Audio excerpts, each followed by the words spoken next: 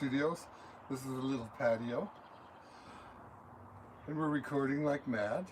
And we're on our 12th song, sounding really good. Tal's in there now playing bass drum, trombone, and washboard. And we're about to do our 12th song. My turn in there pretty soon. So we can't do much for you as far as performing because this is a big deal for us.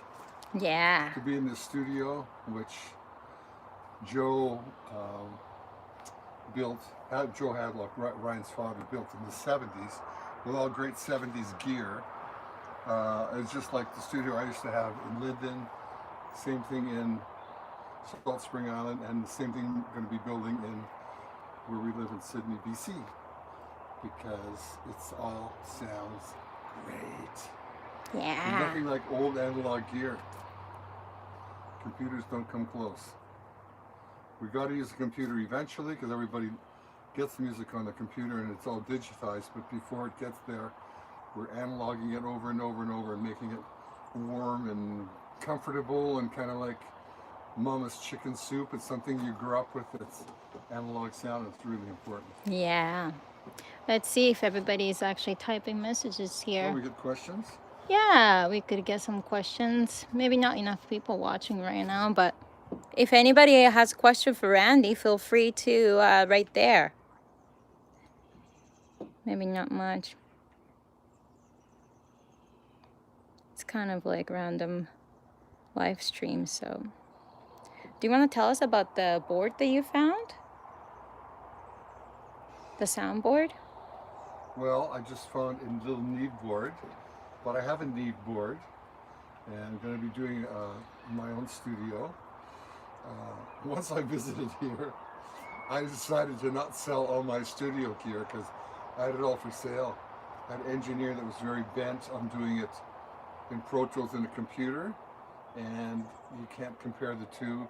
And when I got here and started recording with Ryan and Taylor, and everything goes through the old analog Trident desk or Neve desk and through all the old tubes, limiters and compressors and amplifiers, there's nothing like that sound ever. And it's all very familiar to me. It would be familiar to people who listen to classic rock radio. All that classic rock from the 60s, 70s, right through maybe to the 90s, was all this tube analog stuff. And then it went digital, everything totally changed. And digital's kind of harsh and coldish sounding in a way, very hard to make it sound warm. So we're doing our best to give everything that the warm analog sound. Oh, you started getting some questions here. Oh, good. Hamilton, Ontario. Wow. Ellison Fearbend. Jacqueline Renner. Hi, Jack. Hi, guys. What is the tone of the songs you have done? Country blues. First of all, we wanted to do something special that wasn't me, that wasn't Tal. It was something we liked and grew up with. And like most people out there, we loved the entire career of the Beatles, the entire career of Eagles, the entire career of Crosby, Stills, Nash and Young, and Neil Young and Crazy Horse. We like the Pogues. We like pretty much rock and roll, but we kind of like a little bit of hillbilly or mountain music in it. So if I were to describe the songs we've done now, most of them, there's going to be 12 songs. Most of them, maybe 8 or 9 of them, are get up off your tushy and dance and sing and go crazy songs.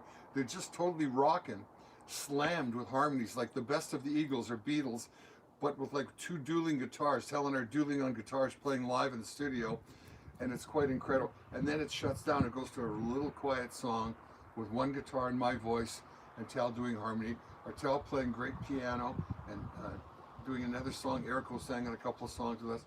So it goes from these big explosive things to, giving you a little rest, maybe something to think about, a thinking song, heartbreak song, and then right back to rocking again. Yeah. We have played, Tal's played great drums, great bass, acoustic guitar, acoustic banjo, string bender, Gretsch guitar, harmonica. Tal's playing trombone. He played an old pump church organ that sounds amazing, that Ryan's grandmother used to play in church till she got thrown out of the church because she was playing what they called pop music, which was Johann Sebastian Bach. They just didn't want her to not play hymns. So they've got this old organ here. And as you wander around the studio, there's all these different rooms. They've got old pianos and glockenspiels and marimbas and organs in them and old gear. It's like being in a museum, but it's a museum that still works. It's still working. So it's really good. You're getting lots of questions now. Bruce James, I missed my Friday night church with you guys. Well, Bruce, the church is moving, okay?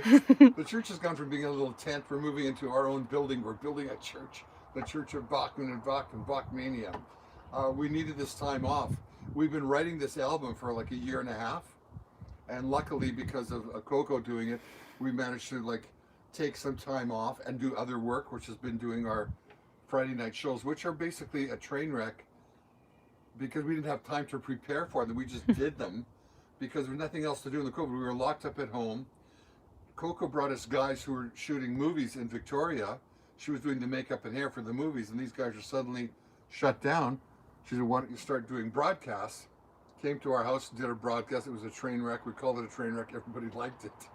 So we said to tell, this is real easy. We just show up, play songs we don't know, we can't play, and everybody can laugh at us. It's time to stop laughing. We'll still do that, but now it's like getting serious. We've written our own music, and we've created something really new and good. So it's great. So here's another one. Oh, great. Jacqueline can't wait to hear it. Trucker, Kev, the paid tourist. That's a great name for trucker, the paid tourist. That's awesome. Glad Coco's part of it too. We couldn't have done this without Coco. She's filming now. She's filmed the whole thing, so we're going to have part of our documentary. She's filming everything, and then somehow, just like at home, at 7 o'clock every night, a magical, wonderful dinner appears on her table, courtesy of her. And I don't know how she does it. It's amazing. Ronald Stroya, which one of you is playing the string bender guitar? Did Randy ever meet or play with Clarence White? Yes! Here's what's weird. I am here in Woodinville, Washington. Okay? In 1969, in Woodinville, Washington, was the Seattle Pop Festival. I was on all 3 days with the Guess Who, but on that was Ike and Tina Turner, The Doors, Led Zeppelin, Sly and the Family Stone, Chuck Berry, Bo Diddley, It's a Beautiful Day, Tim Buckley, the Flying Burrito Brothers, and the Byrds. And I sat there watching the Byrds and watched Clarence White and watched him, and I kept hearing this bender come on and going, what is he doing? I can do that with my fingers, but it's so hard when you're doing it with your fingers when you're playing chords. And I watched him and looking, what is this guy doing?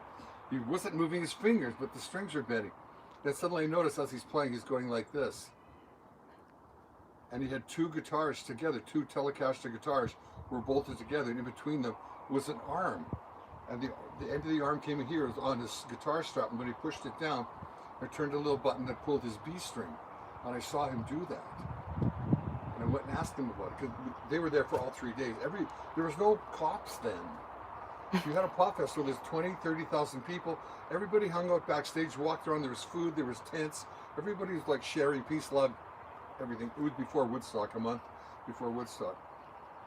So I got friends with the Burrito Brothers and the Byrds, because I was playing like the circuit with the Guests, who were playing with the Grassroots, the Burrito Brothers. Everybody played on every other show in those days. And pop festivals were a conglomeration of 50s and 60s rock guys like Jerry Lee Lewis and Chuck Berry and Bo Diddley, and then the newer guys like Led Zeppelin 10 years after, and the Guess Who. So it was really quite an amazing time. And so I got to know him real well. Then I found out the drummer in the Flying Burrito Brothers, whose name was Gene Parsons, Graham Parsons' cousin, made the string bender. So I said, can you make me one? He said, yeah, I make them in my garage in between tours. And I said, okay, I got to get a Telecaster, because I had a Telecaster that I tore apart and made into a Flying V, so it was like throwaway. So I called George Gruen at Gruen Guitars and said, I want to get a Telly, an old one, because they sound better and they play better. And he said, I've got a 52, that's the first year they made. I said, wow, that's amazing, but I think I'm going to carve a big hole out of the back, put a B-bender in. Is it worth doing to this guitar?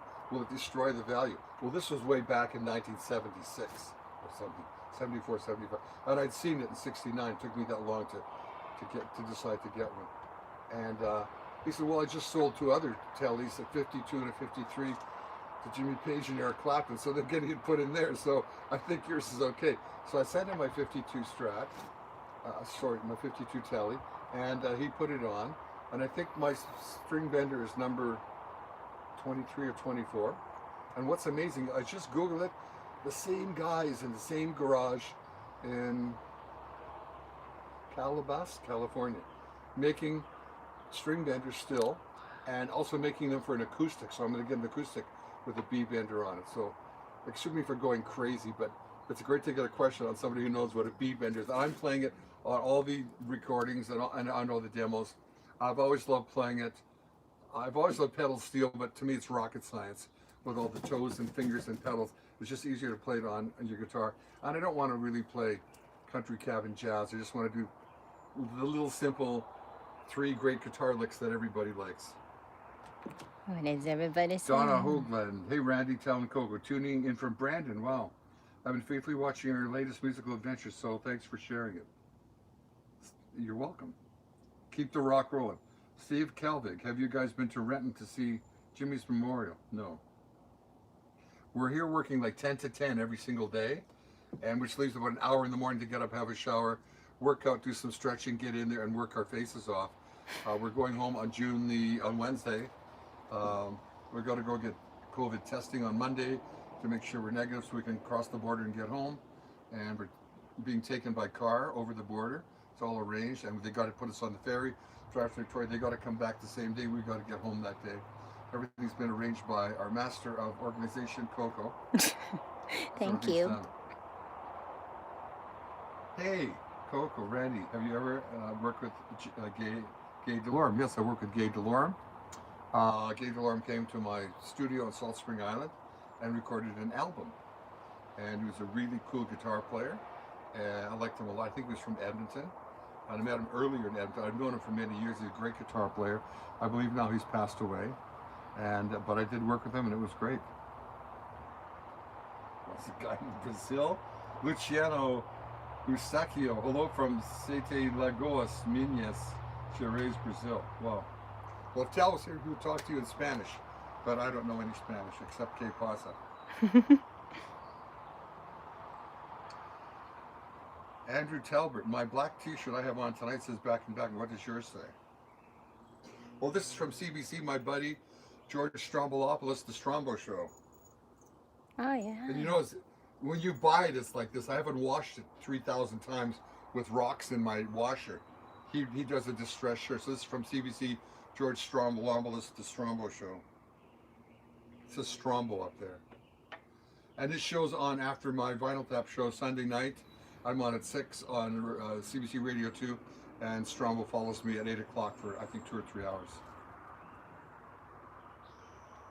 What's your favorite thing about Friday Night Trainwrecks? Well, what the Friday Night Trainwreck has done for me is opened me up to a bunch of songs that I never in my life would have tried to sing or play. They just don't interest me. You hear them on the radio, but you're doing your own thing. It's like if you're a painter, you like painting, but you're never gonna like put up drywall. Somebody else does that. And what's it's done for me is like keep searching and listening. Can I sing this song? Can I bring it to Tal? Will he be able to play it? Can I make my way? Can I sing this song in this key? Because I've tried singing stuff on here. I've never would try singing in my life except in my own car. And to sing it here so people can hear me. All the wrong keys and how we change everything. It's just totally like what we do at home, but you're having a camera into our home. At Christmas time, we sit around with the whole family and try to sing Christmas carols and songs and rock and roll songs in the wrong key and changing key because somebody's voice is higher. So it's kind of a lot like this. So it's given me a lot of appreciation for a lot of songs. And a lot of songs you think that aren't that great. When you try to dissect them and what's in them, they are great songs. They're great moments of capturing musical history. It's great singers. I mean, it's on the radio. It's already at a certain level of greatness. If it's still on the radio after 20 or 30 or 40 years, there's a greatness in there that I didn't really appreciate until I tried to sing them. We've done songs I've sang songs by Sade, who I've loved for her whole career. I'm singing Smooth Operator and Love Something, whatever. We love, who sings that love song that we like? Selena Gomez. Selena Gomez. That's Selena Gomez. I heard it in Love Song. Beep, We beep, love beep, it. beep, beep. We've sung I Will Survive. We've done Saturday Night Fever. We've done songs that we've done, I've sung in Ukrainian and Russian. Tal sings in Portuguese. I mean, we're doing really crazy, weird stuff. But it was really fun, and it got us the gig with the Toronto Jazz Festival, downtown Toronto Jazz Festival, which we did last year. And maybe we'll get another one this year. But they just want our two guitars, us jamming some of our own songs and some other jazz songs. We love Gypsy Kings, and so we do a lot of that. And Tel can obviously sing in that voice and in that accent. He sings in Portuguese or Spanish. So I'm very fortunate that I have a kid in my family who's that talented. Because we're sitting here in the studio saying, this needs a something. Until we'll go, oh, I can play that. And we get out a trombone and he plays the trombone. But he couldn't play a recorder. Coco played the recorder. We're doing kind of an Irish folk sign, this kind of song. That's a real cool sing-along song, like a pub song. Like, those were the days, my friend. It's a song like that. And Coco picked this thing up and played. We went, wow. Tal said, wow, how are you doing that? Because to play those things, you need a constant flow of air. Too much and your note goes, ooh, or too little, it goes, ooh, goes down. So you got to have a constant, just like playing a flute. You got to kind of blow a constant thing. It's not like blowing out a candle where you go, you got to go, like you're cooling off soup, you got to blow that way. So anyway, that's what we're doing. Where are the guitars from the BTO years used on the new album? Yes, I'm using a Les Paul. I've used a Strat. I've got my 52 Telly with the string bender, which was on Guess Who and BTO stuff. No, just BTO. BTO stuff and all my own solo stuff. Later when the Guess Who reformed, I had the beat bender. I played it in a couple of songs. You can scroll it too if you want.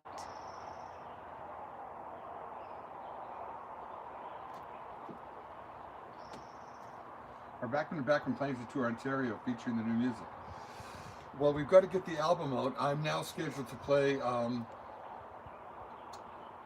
with Burton Cummings, starting at the end of August all through September. They'll do start in Winnipeg and go down to the USA. And now we're rescheduling dates that were canceled last year for November in Canada. So we will be touring Canada. We will be doing the East. I see Toronto's on there, Hamilton's on there, Oshawa's on there. A lot of dates out east. It's really hard to get dates, so I won't be doing it with Tal. Tal might be on some of those as our opening act, and but it's just basically Bachman and Cummings playing all the Guess Who and all the BTO songs. Later this year or next year, the Bachman Bachman album will be ready. Now we've got to get a record label, we've got to plan all that stuff and get it done, and then I'll be done with Burton at the end of the year, and then I'll be touring with Tal next year once we get airplay or once people want to see us play live. Mm-hmm.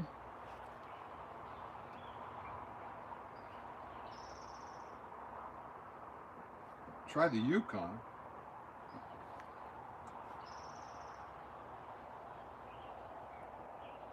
Did I ever meet any of the old guys like Muddy Waters or John Lee Hooker? I met them all, but a lot of those guys are very introverted and very I don't know what the word is. They're very like in their own world, and I guess it's such a standard thing where white guys go to them and go, I idolize you. You're the master of the blues. You got me into playing blues and stuff like that.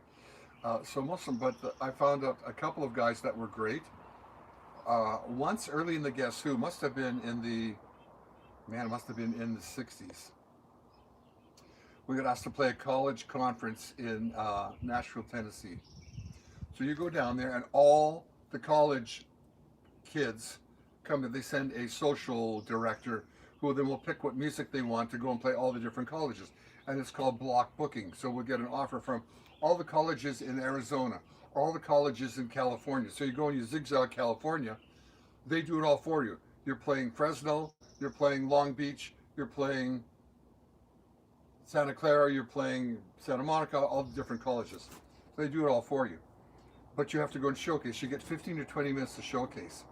Well, I show up to play this thing, and I'm after Roy Clark, who's an incredible guitar player, and after me is B.B. King, and I'm there with the Guess Who.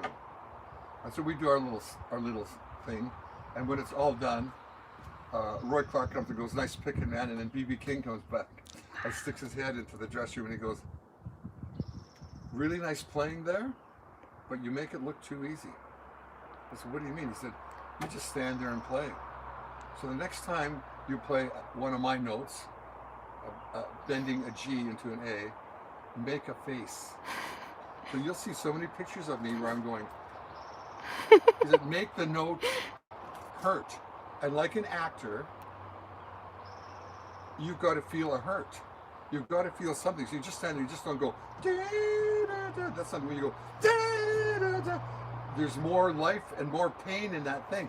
So you'll see so many pictures of me with what I call my B.B. King blues agony face, where I'm in agony, but I'm really happy, I'm smiling, but I'm doing this squint with my eyes. And then we played a couple of shows with Buddy Guy. And this was in Regina. And when it's all done, we all get on the same plane. We're leaving Regina. We're either going to Toronto or Vancouver or something. So I get on the plane. Edgar Winter was on the plane with Rick Derringer playing guitar. Frankenstein, all those great songs. A couple other bands were on there with guitar players. And I'm in the front of the plane. And Buddy Guy gets on. He goes, "Great playing, man. Just great playing. Loved your set." I go, "Wow, Buddy Guy. It was great." 2 seats down, somebody else is saying, he goes over and goes, "Great playing, man. I got your set." And I realized he's just a polite guy. I don't even know if he saw my set. But he's such a gentleman, such a kind guy.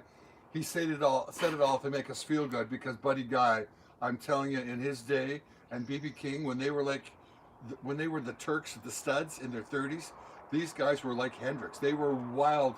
They did not just crying, wailing, they did rockin' blues. Like B.B. King wrote "Rock Me Baby," I mean, do, do, do, do, which Jeff Beck and everybody else did. These guys were really great rockers. So that I met a lot of these guys. And I'm happy to say I got a John Lee Hooker Epiphone guitar, which is very, very rare. They made 50 of them. It's called the Boogeyman, which is written right on the pickguard. And I tried for like 14 years to get one. I was playing in London, England, just a jam session. I called and asked for a guitar, and they gave me this Epiphone guitar, and literally it was that thin. And it's very hard after a while to play a big guitar for hours. Your shoulder gets all cramped, you're doing this, and you want a thin guitar, but a Stratocaster sounds thin. Get a Gibson with those humbucker pickups, and it still has the fatness to it, so it's got some gravy on it. And I have this guitar, look at it, it's a John Lee Hooker guitar. And it's very thin, but it's 5 sheets of plywood all laminated together, which makes a great top with real F-holes and mini pickups, mini humbucker pickups. And so I say to the Gibson guy in London, "I have to have this guitar. It's amazing. Full clearance up to like a 335, like double cutaway, full clearance up to like 22nd fret." He says, "You can't. It's only a one of a kind. We got it from Nashville. It's in our London showroom." I said, "Do you make them anymore?" He said, "Well, we make them, but they're a copy of this. They're not as good." So I came back, and my quest was to find one. He said, "If you find one, they're going to be like $15,000-$20,000. Then I was a fan of the Guitar Center in LA, but then the Guitar Center got big, and they went and bought out all the little mom and dad guitar shops everywhere. So they can have Guitar Center now has 1,800 outlets, so they can go to Gibson and buy a bunch of guitars much cheaper, because they're buying, and when you're buying bulk, you get cheaper. They would buy strings and all the parts and all the drums, everything that you would get there was much cheaper. So suddenly there's a network of this guitar chain, so to speak. And I just started Googling them. Up came John Lee Hooker Epiphone. My daughter at the time lived in Philadelphia, which she called Philadelphia. She lived in the part of town where there was a lot of violence. Her husband was going to Temple U, so Temple U, he's taking dentistry there. So Temple U is right in the downtown district where all the stuff is going down. So this was from a Guitar Center in Philadelphia. And I Google it, and it says $1,400. And so I email him, "Is this I didn't say, is this 14,000? Have you left off a zero?" is this the correct price and is the guitar still available? Yes, we just got it on a trade-in and it's $1,400. And boom, I'm sending you the money. My daughter will come and pick it up. It was maybe at a little town or the edge of Philly, 20-mile drive from my daughter's house. So I buy it. 2 hours later, I get an email saying, can we cancel that sale? We mislisted it. It should be at a much more higher price. I said, no, I'm sorry, I already bought it. My daughter will be in the next 2 hours to get it. My daughter went in and got it. I have it at home. It's a phenomenal guitar. So it's a beautiful blonde John Lee Hooker Boogeyman Epiphone. It's phenomenal. Amazing. You're gonna take a couple more One questions? more and then, Sure. Then okay. maybe I can go and chase Tal. Oh.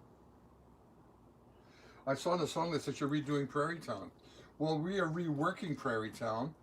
What we got asked to do was an album, not singles, an album with some songs that could be singles in it, an album with a theme. Like there was a certain theme in Tapestry by Carole King. There was a theme in Sweet Baby James by James Taylor. Crosby, Stills and Nash had a theme. You don't know what the theme is, but it's stories of their life. So they wanted us to write story songs based in Nashville. Write story songs on my life and how my son's life has paralleled mine with being in a band, having a big career, having that crash, working on another career, finding a person you love, falling out of love or vice versa, your marriage crashes, and all those things that happen to everyone in everyone's life sooner or later. We all have the same experiences, but in a different order, in a different set of circumstances. So they said the perfect song to start this is Prairie Town, because it's just starts born and raised in a prairie town. And Tal was also born in Winnipeg. He was born and raised in the prairie town. So we pulled that up. Tal sang harmony in it, played a couple of things. Neil Young's voice is still there. We shortened it a little bit. We took out some things because we're trying to get a lot on this album. Then I wrote a follow-up to Prairie Town called 60 Years Ago, which takes all those lyrics, and it's a very up-tempo rockin' song, like a real up-tempo Traveling Wilburys song. And it kind of mirrors Prairie Town. And then we go into our story, being in a band, falling in love, somebody stealing my guitar, me finding my guitar, father and son getting back together and all that kind of stuff. So it's going to be an album with story songs in it that'll be a thread tying it all together, and with some really amazing moments. And basically, it's very hard to write because it's hard to write about your own personal experiences and say, I was wrong, I destroyed my own marriage because I was rocking on the road all the time or whatever. It's hard to admit things like that, but when you do, it's very cathartic. And then you find out that you're no different than anybody else out there who's listening to your music and buying it. That's the reason they listen to it and buy it. They're saying, oh my God, the same thing happened to him that happened to me. I'm feeling that. I'm feeling joy and love right now. Or I'm feeling neglected and I'm feeling hurt because she told me to get out of her life. But everyone has the same feelings at some time or other. That's why love songs make it and breakup songs make it. That's why happy songs make it and sad songs make it. You're appealing to the whole world of happy, sad, good, and bad. That was great. What do you think?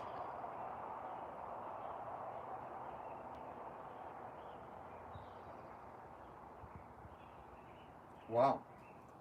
Dave Paulson from Victoria says, it's the 50th anniversary of Joni Mitchell's album Blue. Do I have any recollections of Joni Mitchell? I sure do. Burton Cummington joined the Guess Who in 1966 in the summer. We had no gigs in Winnipeg because basically the Guess Who had broken up. When Burton Cummings joined the Guess Who, he broke up the Devrons. They had no gigs. We then went to Regina. So Burton could get to be in the band. We'd learn his songs, he'd learn ours. We'd go and play a little dance in the country, in a barn dance. They have a couple of beaches there in Saskatchewan called Wascana Beach or something like that, little lakes with beaches on. We'd go play the little pavilions there to get together as a band. And then we heard at that time that this new sensation, whose name was Joni Anderson, was playing at the 4D, which is the Fourth Dimension in Regina. And she just got married to Chuck Mitchell, so it was billed as Joni and Chuck Mitchell. She was billed as the new female Gordon Lightfoot. Guitar in incredible tunings, great, wonderful bird-like voice, played really cool jazz chords on her guitar because she tuned the guitar quite differently and wrote amazing lyrics and had great songs. The show was sold out, but I managed to get in. So I go in there with the band to Joni, and this is at the Fourth Dimension. And as we go in, it's sold out. Maybe hold 120 people. It's just a little coffee house. It looked like 120 people. There was a table at the front, empty, that had reserved on it. And so we're all sitting there watching Joni, and then suddenly there's a little commotion, and two people walk in late, and they sit at the table. And it's a gorgeous brunette and a gorgeous blonde. And I go, wow, amazing. They sit at the table. And I'm kind of a shy guy, so I didn't know what to do, but I really felt touched by seeing these ladies. So I said to my road manager, Jim, look, you know how to pick up chicks. I don't. Like, I was from a family with 3 brothers. I mean, I had no female cousins, no females in our family. The only woman I talked to was my mother. So I say to Jim, can you go to that table, introduce yourself, and talk to the blonde, and don't talk to the brunette. And if you can sit at their table, call me over, and then leave. So thank you, Jim. He did that. He got to their table, he sat down, he calls me over, I sit down, he introduced me to them. I found out they were sisters. He leaves the table, so I got to go fix something. We had a bus then, he had to go fix the bus. And I said, can I drive you ladies home? They said, yeah, our father dropped us off, you can take us home. We're the sisters. So I took them home, and I had enough bravado to say to the brunette, can I take you out tomorrow night? I have another night off. Can we go to the movies? And she said, okay. And she was Miss Regina Rough Rider. She was beautiful. So a mixture in those days of Sophia Loren and Gina Lola Bridges. She was just like gorgeous. And I go to pick her up, and it's a very old-fashioned house on Angus Street in Regina. And I get put into a room with a big plant, a little piano, a couch, nothing else. No TV, no radio, nothing. And I'm sitting there waiting. And of course, I'm usually early, and the movie's supposed to be starting at 7:15. It's now 6:30, it's 20 to 7. She's not down, she's not ready. Basically, she's late.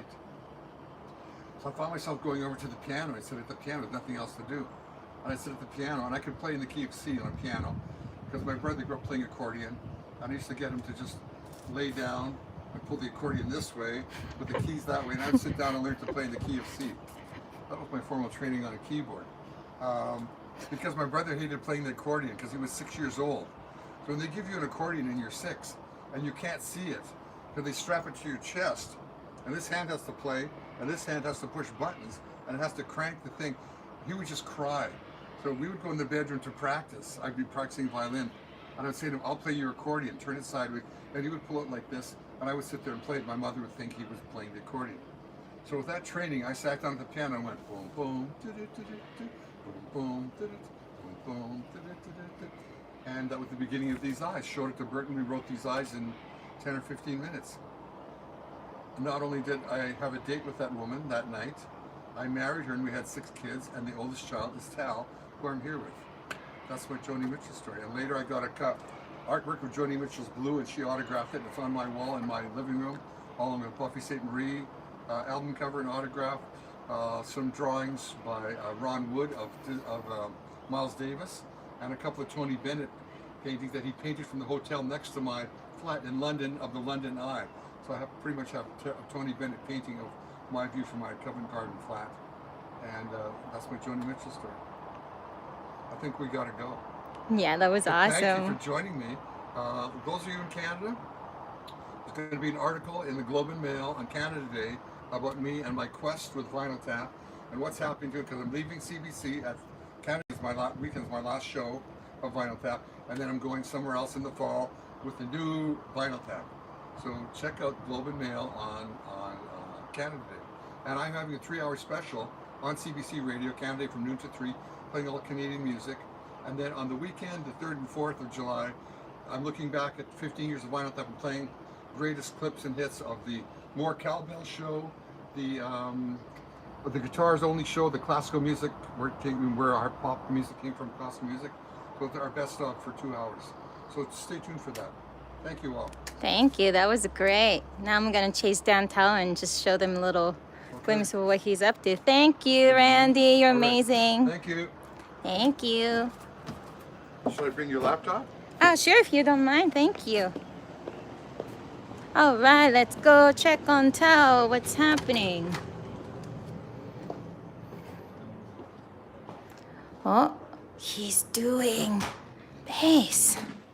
There you go. You're live on YouTube. Do you want to? That was Facebook earlier. This is YouTube, and meant to just talk to everybody. Okay. Hello, we're live. We're playing some. Everyone be He's polite. playing some bass.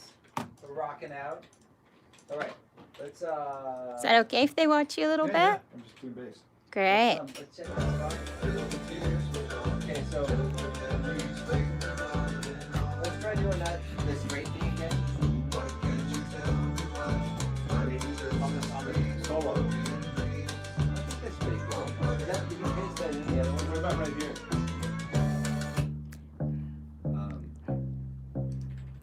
Maybe halfway through. So what did you paste that one onto? Those. The other, we have two bridge sticks. Yeah. So I This is pasted not the live one?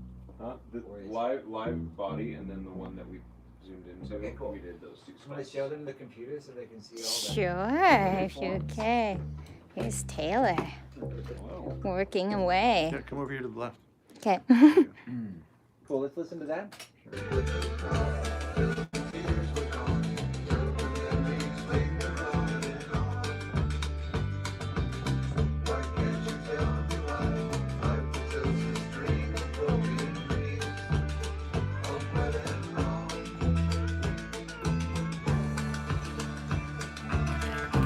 That's good. I think we should leave this open.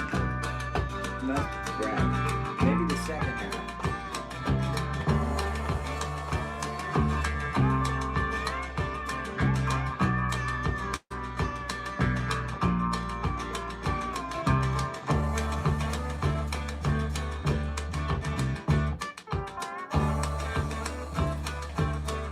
Cool. I'm good with this. Yeah, yeah. Hey Taylor, you want to just? Is anything else you want to grab on there? No, I think that fixed Cool. everything. Maybe the only thing was this, There's just a couple really quiet notes there. it's just that one was really, just really popped. Well, I I'll think turn it it's down. just Turn it down. as long as it's not, it's a Yeah. little noisy Yeah. too. Yeah. So I just want to maybe just Okay. play along. Great. Cool. Let me just check the Give me first one other that you one too. did. Maybe Copy that. the same one. Yeah.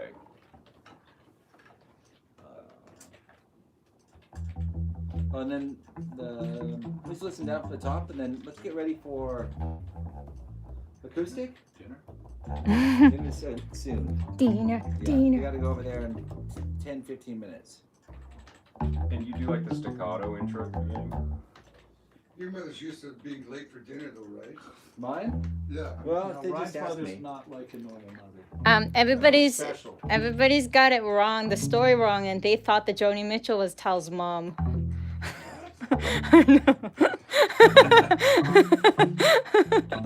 I think a couple people misheard it. I didn't know your mom was Joni Mitchell. Okay. I think we got enough time for Randy to do a quick acoustic Sure. guitar. Okay. What? Can we listen? What's on the guide track there, Taylor? Uh-huh. That's awesome. Sorry to mute the awesome.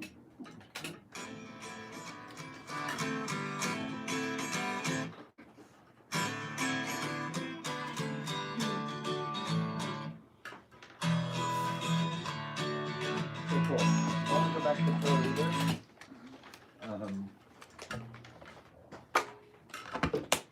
Oops, sorry. And the room lights.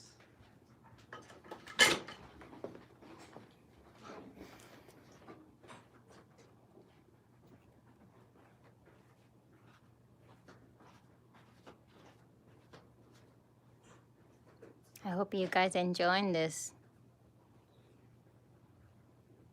You can see everybody's comments there if you wanna. Okay, everybody's comments. Yeah, maybe like Let's see here. talk to them quick. Here, come on, yeah.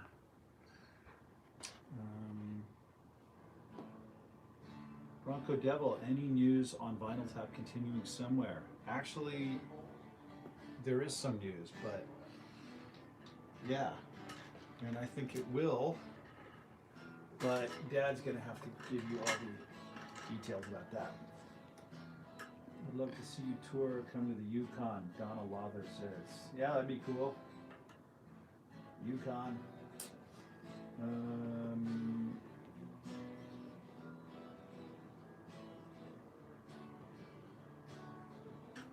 see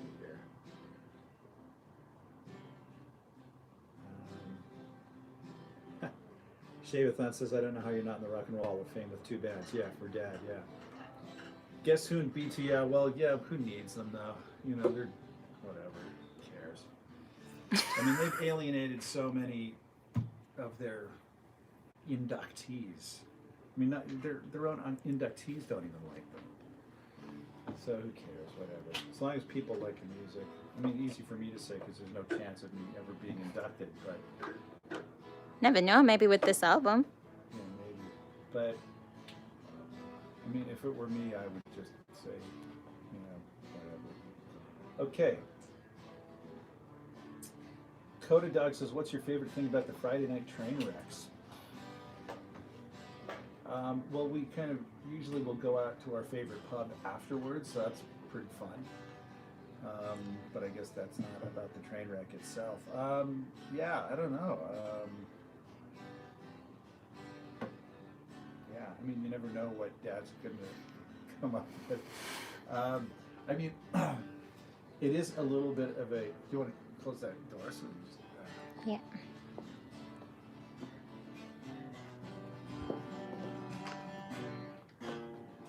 okay, here's one cool thing about the Friday night train wrecks is that no one, it's like playing on stage with Dad, no one ever knows what Dad is going to do, including Dad. He doesn't. We don't know what song he's going to go into. We don't know what he's going to do to the song. Whether it's going to last for a minute and a half or 10 minutes. So it's actually kind of a musical challenge trying to pick up on or anticipate what's going to happen, pick up on the cues. And on top of it, I couldn't really hear you guys, so I'm actually watching your body movements Yes. to Coco you know, is very to be on good. time.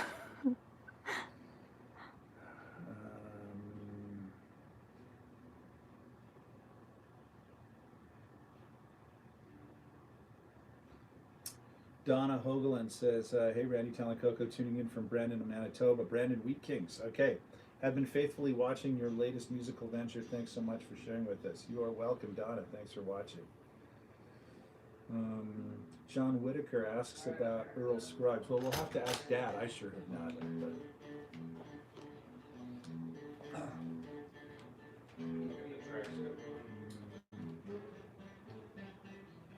Richard Nat says, all of us in Southern Ontario hoping you can make it to Casino Rama or Niagara Falls once the album is released. Yeah, we were there.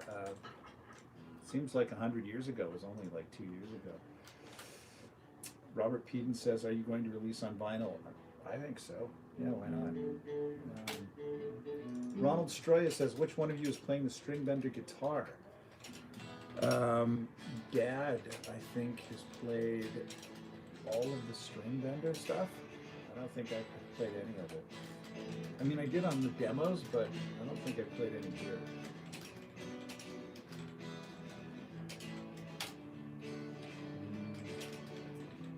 Bloggerista says the location looks beautiful. Indeed it is. We're in Snohomish County, Washington. Very nice around here.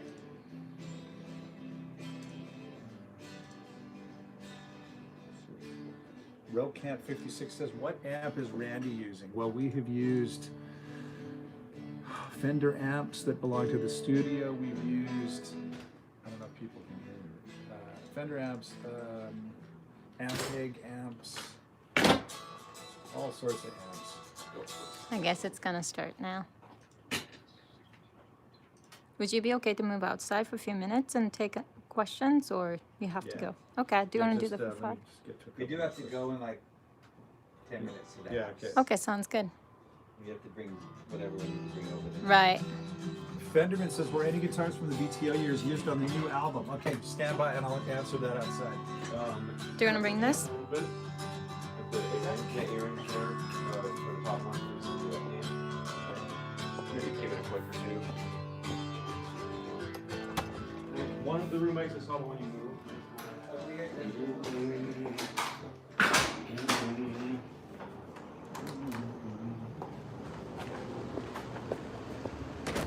I gotta make a salad really quick, so I'll I'll set this up for you. You can chat with everybody if you like to have a seat there.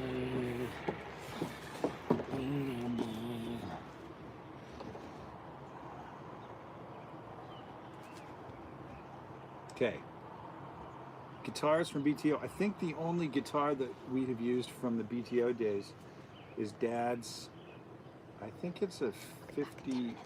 What? I'll be back in 10 minutes. Oh. Okay. I think it's a 54 Telecaster, the string bender. I think that's from the BTO days. Gordon Blackett says, did Randy ever meet any of the old blues guys like Muddy Waters or John Lee Hooker? Well, not that I know. We'd have to ask him. Chris Coates says, what's the first venue outside of North America you'd love to play post-COVID? Heck, any venue would be amazing at this point. I mean, I've never played Red Rocks in Colorado. That would be pretty cool. You know, around Seattle would be cool. Around Vancouver would be cool. Like I said, anywhere.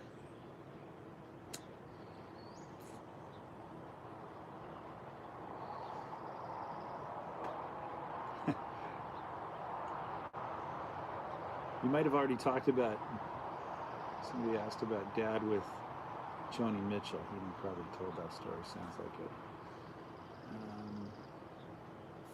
Audio Murphy says, Tal, I bought a new Strat and a PRS. Good for you. Audio, that's cool. It's great when you get a guitar that really fits with you and kind of speaks to you, and it's awesome having good tools. And you know, it's a funny thing, like you tend to play different on Stratocasters than you do on Les Pauls. I mean, I like Les Pauls, I like that shorter scale.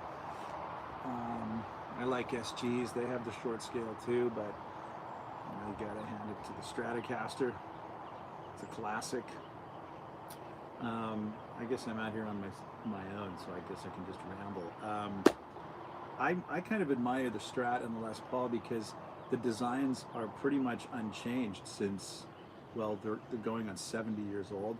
I always think it's pretty cool when a product comes out and you kind of don't have to change the design.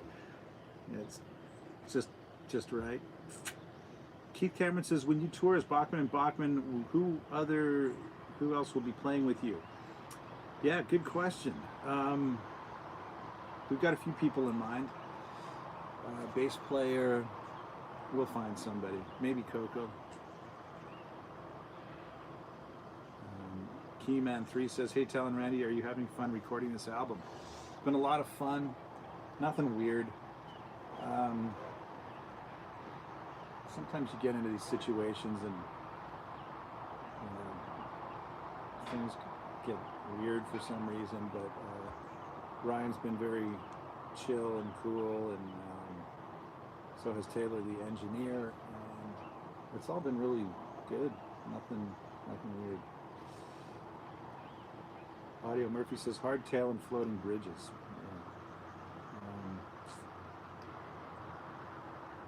Okay, let's see if there's any other question, or if anyone's even watching.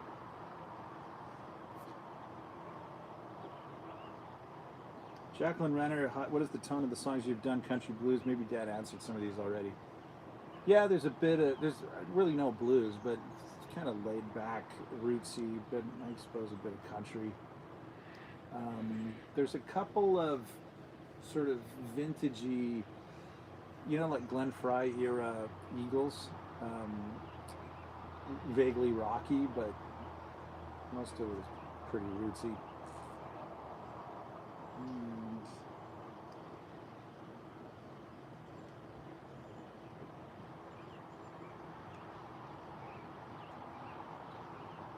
Mr. Gearhead 10 says, will you be opening for your dad in Burton? I don't think in the United States I'm on that tour, but I think in Canada. Keith Cameron says, any other family members writing songs for you? No. This is just me and Dad doing this. Barry 58 says, if you ever get to my area in central Minnesota, you are welcome to stay at the Holiday Inn where I work. Well, okay. I mean, what, for free? Or do we still have to pay? And if we have to pay, what, you know?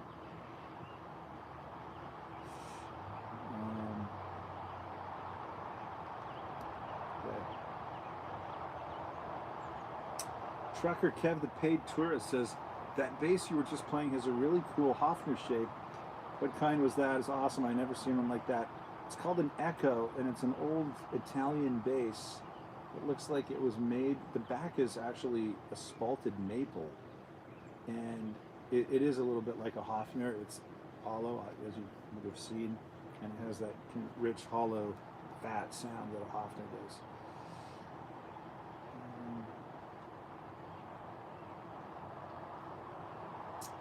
Christopher L. says, after Pro Tools came into the studio, did the workflow for tracking change drastically, or is it much the same regardless? I would say that it changed a lot. I recorded a few records on vinyl, including actually the record that I did for Columbia with Bob Rock. Pro Tools was in the mix, but it was synced up to tape. But you can do stuff on Pro Tools, of course, that you could never do on tape. I don't know how Queen and ELO did those records using 2-inch tape. And I mean, editing is just it's a completely different ballgame with Pro Tools. I mean, as for pros and cons, so yeah, I mean, editing is much easier. I mean, you can do all sorts of things with Pro Tools that you could never do with tape. But, you know, as you can expect, you know, I don't know if it's that we grew up listening to albums that were recorded on tape, and that's why we like the sound more, or if it just objectively sounds better to the human ear. Wait a second. Looks like we've stopped here. Hey, Coco. Hang on a second.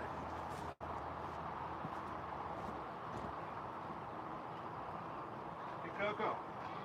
Your video stopped.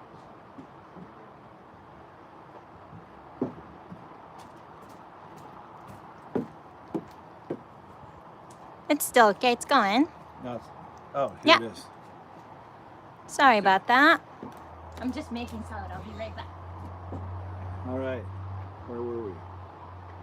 Oh yeah, I was talking about Pro Tools and vinyl tape. I mean, the first thing to say about this is that it's really not feasible to record an album on tape anymore because nobody makes tape. It's an obsolete technology. I think there is one outfit that still makes tape, but according to a few folks I've talked to, it's not really good tape, so it doesn't really sound like the old tape does. So I think you're stuck with digital formats in terms of recording now.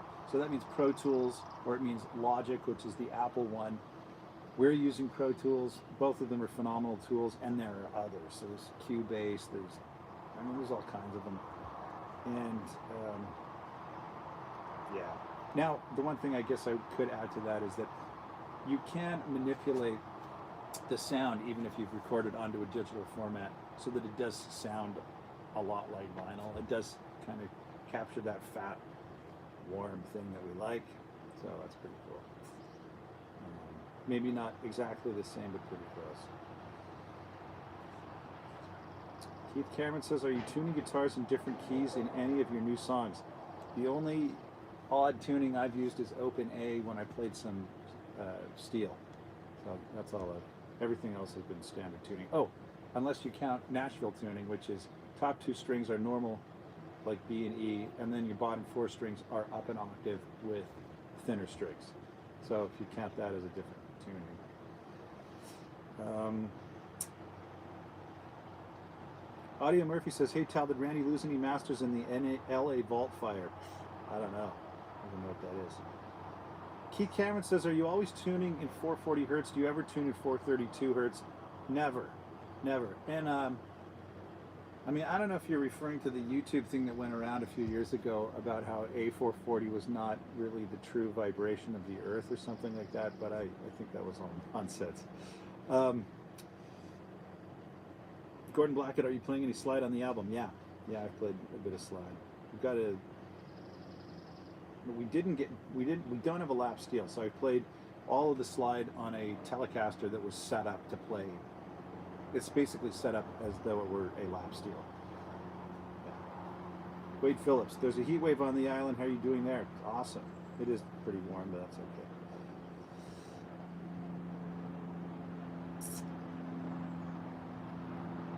Do you guys travel on a tour bus? That would be cool to see. Yes. I like tour buses. You have your own little cubby, your own little bunk. No one can get in there. You've got, you can kind of close it. It's womb-like. Feel safe. Some of them have little TV sets in there, although you don't really need TV sets anymore because the tour buses will have roaming internet satellite stuff, so you can watch Netflix and do whatever you want on there.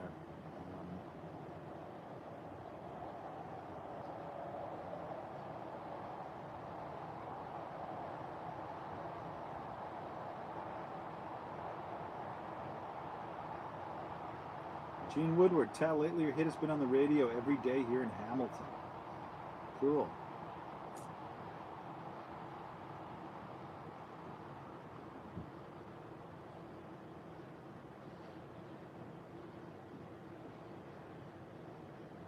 How long did you live in Winnipeg, Tal, says Ann Landry? Not long. I was a little kid, like a toddler, when Dad and my mother moved out to the West Coast.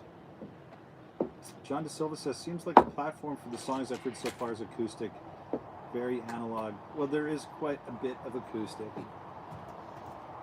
but we do have a couple of up-tempo kind of Glenn Frey rocker type things. So.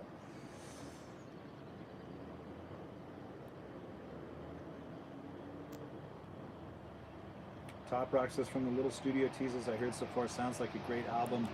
Good job, Tal and all. Thank you. That's nice. Okay, well, looks like we're kind of at the end here. Yeah. Can you comment on your Family Stories Productions? I don't know what that means. I'm sorry, Keith. Family Stories Productions, what is that? He's maybe asking about you guys all making album together, maybe? I don't know. Yeah, I don't know what that means. Maybe I'll come say hi too. Joe Rohan says, are your songs turning out better than you expected? Is this your Guitar Hero album, Tal? Well, actually, yeah, come sit down. Actually, Joe, there's not a lot of guitar heroics on this record. This is a song-driven album.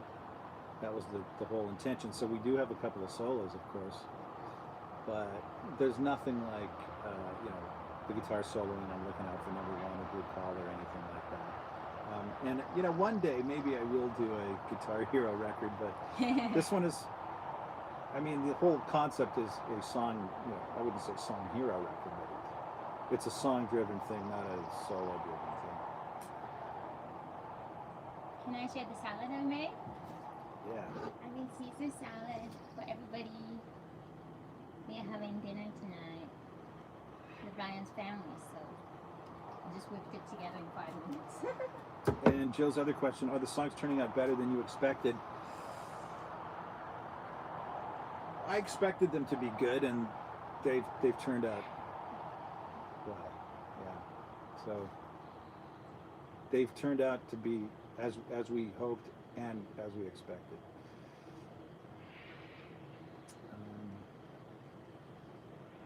Yeah, I played a little bit. I played a recorder today. That's So right. random. Coco played recorder on one of the songs today. Yeah, nice. I did stomping. And what was that other weird thing? Oh, Devil's Violin? Yeah, Yeah, percussion thing. yes. Audio Murphy says he seems very upset with all of these caps. I really can't believe that you've never heard of the fire at some storage repository that contained the masters of some of the most famous music in the last 50 years. They all burned. Yeah. Well, the showbiz top dogs don't really keep me in the loop, and that hasn't popped up on my news feed, so I don't know about that. Keith Cameron explains writing lyrics about your lives. Okay. Theme songs. Your dad spoke about it. Okay. And what was the original question?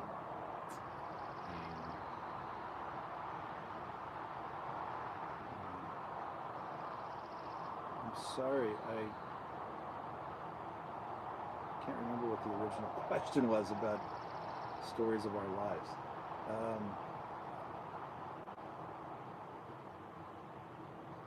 Andrew Talbot, have you ever explored Culture Factory USA for a vinyl label? They do some great work. Okay, thanks for the tip, Andrew. Audio Murphy, Coco is hotter than July. Cool. Aw, that's nice. Thank you. This is so hot in here, though. Tal, is Coco your permanent drummer? We're just finishing this up. Yeah.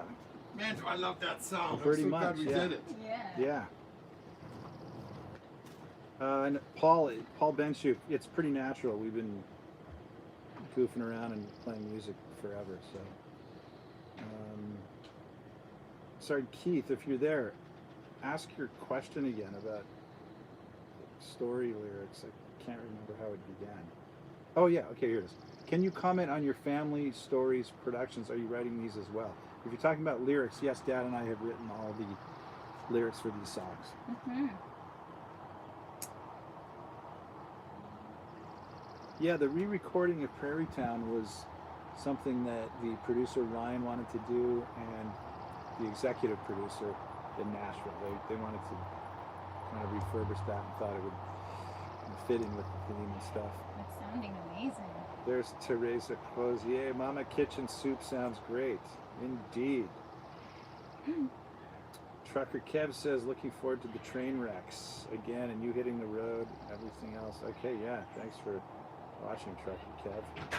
Where are you trucking to these days? This is the last day it's going to be under 100. Okay, Michael Zielinski says, have you done any of the Carolina beach type music? It's gonna be What's that? I have no idea. No one knows what that means, Michael. You have to explain.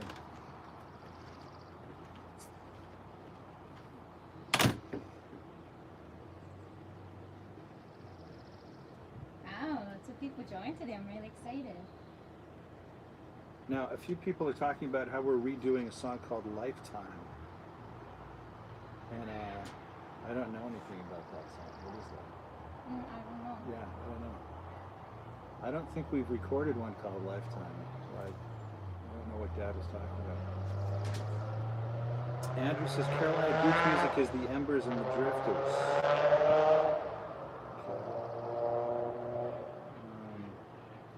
Okay, Trucker Kev's still running to 48 states, huh?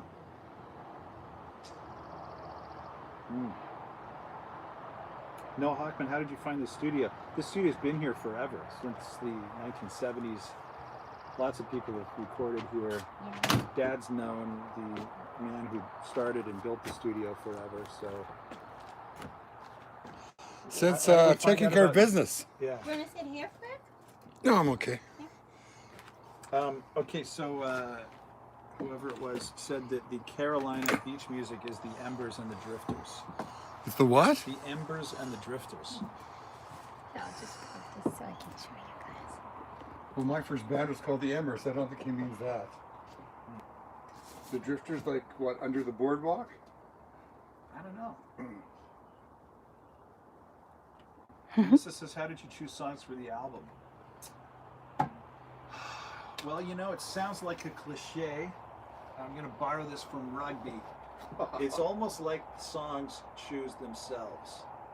Am I right? Mm-hmm. Okay, so there's a little Some bit of a rise. competition. Some of Some them rise rise. and some don't. Some of them, you know, don't. I don't know, the idea was good, but you haven't gotten them into proper shape yet. Or... Some of them know they're not ready. It's like somebody waking you up at 3 in the morning saying, let's go for a jog. You say, I'm not ready. But at 8 in the morning, you might be ready. So it's like that with songs. Yeah. We like every song we write. There's a certain fondness when you write a song. And then we play it for each other. And if somebody else likes it, you like it. It gets to a point where you're trying to put together an album. And we're trying to have a cohesive album with a thread going through it and a storyline. Ryan's picking a lot of songs. We just have so many songs. We could do like a double or triple album. Yeah. Which is impossible. We're going to do a debut quadruple anthology retrospective. Which will sell as much as a Prospective. single album, basically 10 copies. We should do a debut farewell tour because I heard that Elton John is on his 3rd farewell tour. Yeah. So we should just start. Leonard Skinner just started the farewell tour into the 4th year. They did? Yeah. They're Yeah. getting an album We right should- now. So we should do the debut farewell. Or a tour. farewell album, volume 1 My and 2 dream. and 3. Oh yeah. Audio Murphy says, Dad Gad, drop D. What tuning do you prefer, Tal? I usually play in standard tuning, but Every once in a while, I will do drop D or double drop D, but I also have a special secret proprietary tuning, which is so simple. I am amazed that no one has ever thought of it. It really changes the whole sound of the guitar. You know what I'm talking about? Yeah. Yeah. I think Buffy knew that or something like that. No. Impossible. You Yeah. tune every string really loose so they flop around. No, that's not it. Fenderman 73 says Kiss is on their 40th farewell tour. Well, Gina's no dummy. I'm doing the Bachman Cummings farewell tour in a month. Yeah, I mean the first one was in 1983 or something. Hey, you guys want to go walk over? Yeah, we're just still doing our YouTube. Okay, should we wrap it up? Yeah, Dinner sure. time. Okay. Okay, wanna say bye? Okay. Yeah, bye. Call us B&B, but don't call us late for dinner. Okay. Thank you for joining us. Bye. Okay, good night. Good night. Konnichiwa. Oh, that's sayonara. Yeah, Sayonara. sayonara. You Shall got we it just walk right. over, Ryan? Yeah, I'll come with you guys.